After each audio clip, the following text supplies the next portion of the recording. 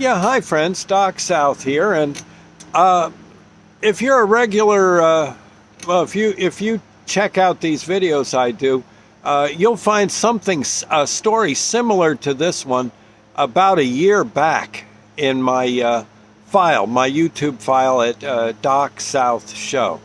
Um, but I saw a video, or not so much a video, but a story my daughter Sunshine told. And I just wanted to add my 2 cents to it. Sonny, at one time, did have like a fairly large, if I recall right, a bit of a building, or perhaps a log pile fall on her. And she was kind of stuck.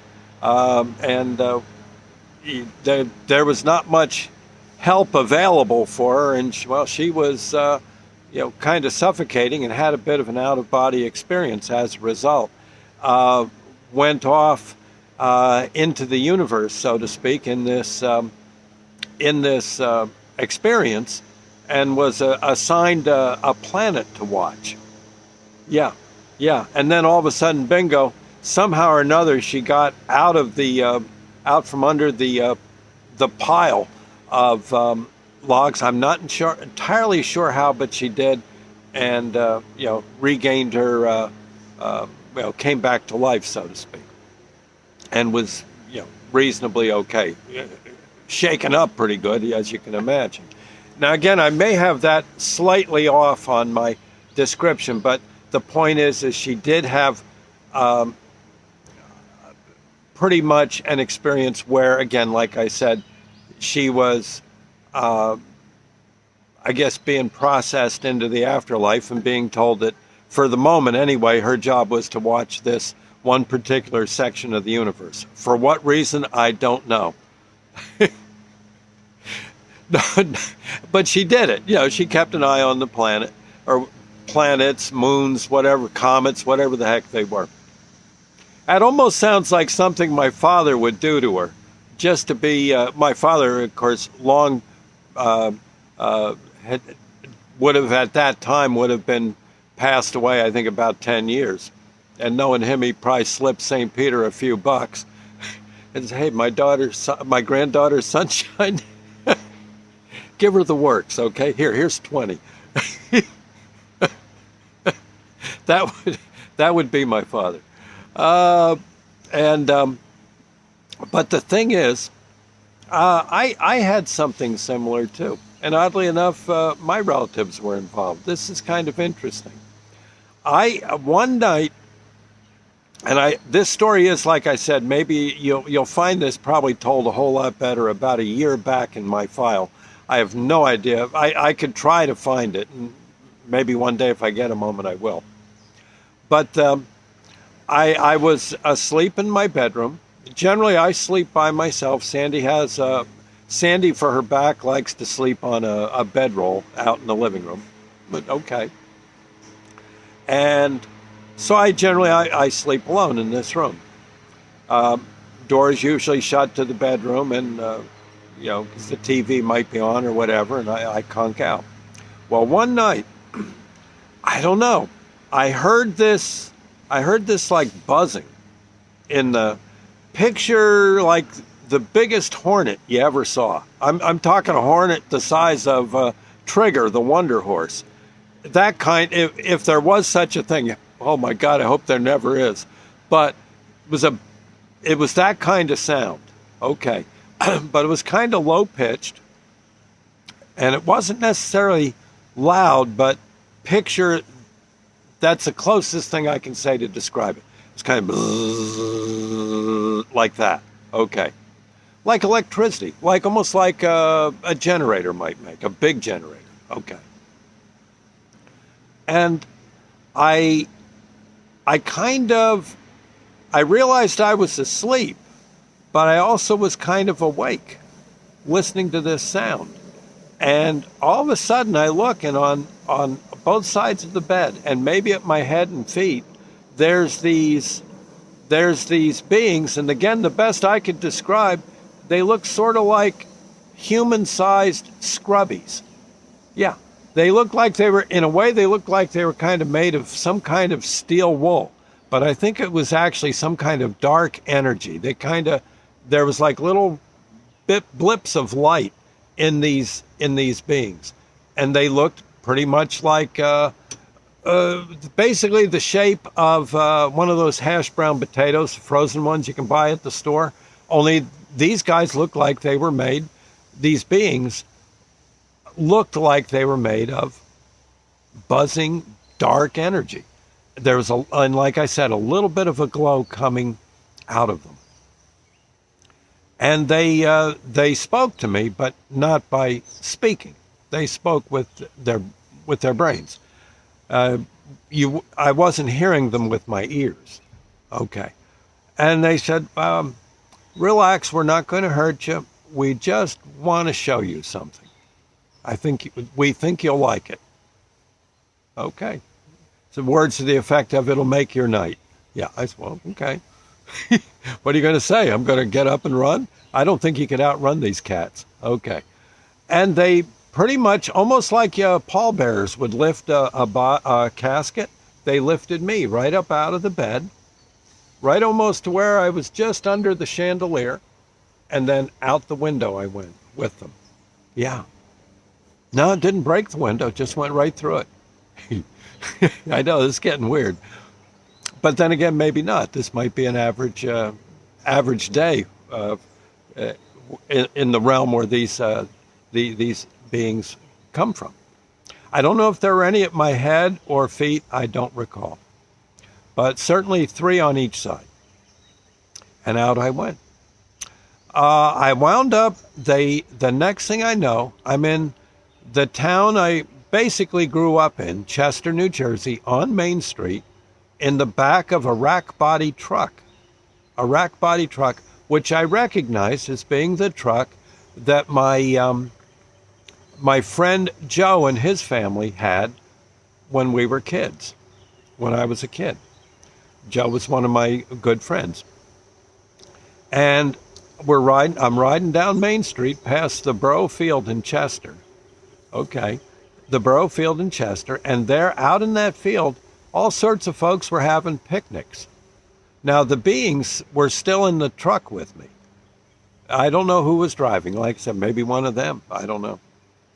And they said, listen, we just want to show you what's going on in this field, but you can't get out of the truck. You hear us? You can't get out of the truck. You must stay in it. So, okay. They said, if you do, it won't be good. Much as you'd like to get out, don't get out. Not yet. You're not ready to get out of the truck. Okay. You agree? I said, yeah, okay. Then take a look. Who do you see out in those fields? And I look across the field, and there was all sorts of people having picnics. It was almost like they had transformed the field into like a barbecue grounds. And there, about a table or two up, was a lot of my family members. They were all sitting at this big old picnic table having a ball. There was my grandma, both grandmas. There was my granddad, my mom's dad, her mom, etc. All these relatives, and I remembered them from when I was younger in life. The thing is they were all passed away. Every last one of them. Every last one of them was gone from the earth. But there they were, having this humongous picnic. My father and Uncle Bill were having, they were drinking beer. Aunt Barb and Aunt Alice, they were knocking down some martinis. But again, they not over drinking or anything, just eating potato chips and stuff. And they were again just having a ball. Mom sees me and hollers to me, "You can't get out of the truck, but wait a minute, I'll come over." And she comes over, and I think she had to get in I don't think she kissed me hello, which is kind of interesting because Mom would have. She was always kissing. Okay. And she said, "Listen, I've got to drop some stuff off at a friend's house. I think you can help me." And we had to go back to the old house up the street. She got a bunch, or somehow or another, a bunch of stuff appeared in the back of the truck, and we had to take it over to an antique dealer we knew. Yes. Mom, I think, was in the cab. I don't think she got in the back of the truck. And again, she said, don't get out of the truck. It's the big thing. And we went over to an antique dealer that I used to work with when she was alive, but she had passed away. And the thing is there was all this stuff building up on her porch, but no her. She wasn't around. And Mom said, oh, it was either Mom or one of the beings said, yeah, you can't go see her. She's not quite ready yet to be in the picnic. But you can leave the stuff. Give her time. She'll be at the picnic too. And if I recall right, this particular person had an awful problem with drinking and had passed away as a result. We also had to go visit. We had to drop some stuff off. I think a snack for my Uncle Don. The same case, died a horrible death as an alcoholic. Yeah. And again, I don't know. Neither person was a bad person. God, this one girl, the antique dealer girl I knew, was one of the nicest, most generous people you'd ever want to know. But I think she did have issues with drinking. Uncle Don, same thing. Wonderful guy. And that was that. We go back to the picnic grounds, the Burrow Field. Mom gets out of the truck, says, well, we'll see you soon enough. And she says, hope you had a good time, good visit. And thanks for helping me get that stuff over to so-and-so's house. And there you are. And then I woke up, I'm back in bed. And everything was as normal. In fact, I think I was late for work. I think. No, I could be lying on that. But, or wrong, anyway. And never saw those beings again. But the best I could say would be kind of like a human-sized scrubby pad would be the best way. If you saw them at first, oh my God, I won't need another scrubby pad the rest of my life. Look at this thing. And that was pretty much their shape and their dimensions. I'd say roughly about 5 foot high, 6 foot high, something like that. And they seemed pleasant enough, and they could somehow communicate. Now, whether they were beings or some kind of transportation vehicle, I don't know. But I think they were beings. I had the feeling they were. Seem to remember they had hands or arms of some sort. Yeah.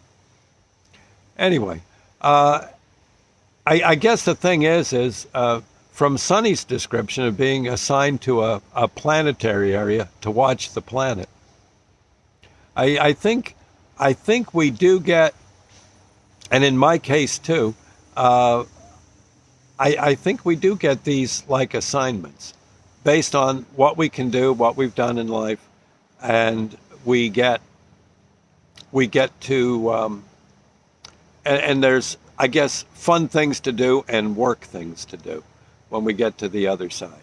Should be interesting. I think it's going to be kind of cool when the time comes. And whether you come back, a reincarnation, I got a feeling you do. I think there's probably some cases where, maybe not everyone, but I think some folks, here's where you goofed up. You want to try to redo that? So you can be a better spirit, a better angel? And then, you could say, yeah, I think I do. I know I have these hideous dreams of being on the southern side at Gettysburg and getting, I think on the first day of the battle, probably in the battle for Culp's Hill, I got myself really nailed, and I wasn't the nicest guy on earth, and I think I kind of repented as I was retreating